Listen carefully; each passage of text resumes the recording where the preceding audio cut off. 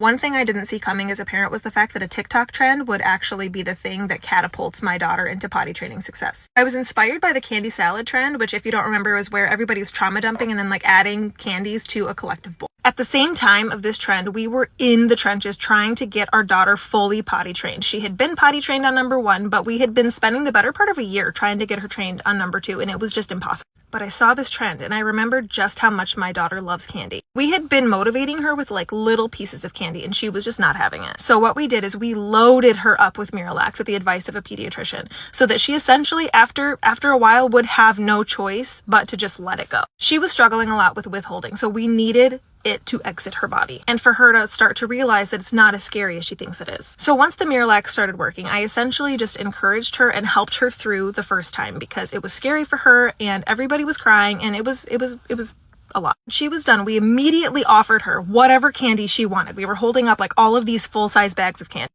And truthfully, she wasn't having it until I said, "Do you want to pick one to put in a bowl?"